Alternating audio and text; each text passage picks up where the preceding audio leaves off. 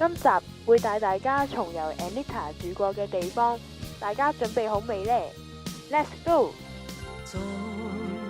第一站係位於旺角嘅銀高國際大廈。究竟呢度同 Anita 有咩關係呢？俾3秒時間你哋諗下啦。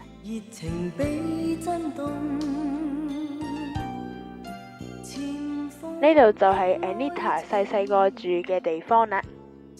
Anita 喺呢度居住咗10幾年，喺呢度學識咗唱歌。呢度已經變成商業大廈，揾唔返舊日嘅足跡啦。下一站我哋到九龍塘嘅廣播道。而家我哋位於廣播道同埋泛順達道嘅相交處，行上去我哋就會見到 Anita 嘅舊居。Anita 就喺82年新秀比賽勝出之後搬入嚟呢座大廈，一個500尺嘅單位。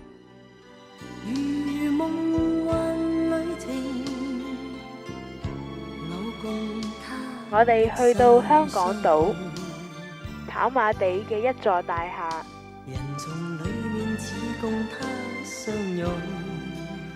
呢座大廈嘅頂層單位就係 Anita 嘅舊居。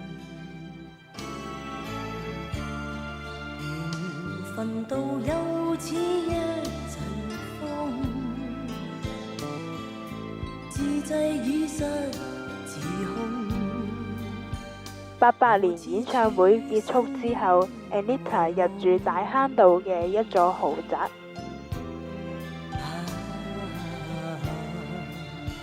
為何與你我竟情動，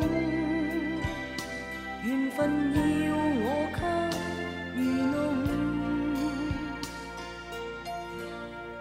無奈愛是這樣濃，我亦難控。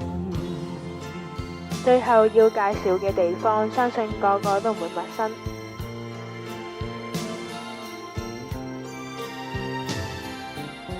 呢度就係 Anita 最後嘅舊居。令人沒法避，狂熱的愛情，熾熱燦爛落心裏，悠悠歲月愛念總不死，長遠記着掛着不願離。全為這段愛是太傳奇，永難忘記。愛你，想你。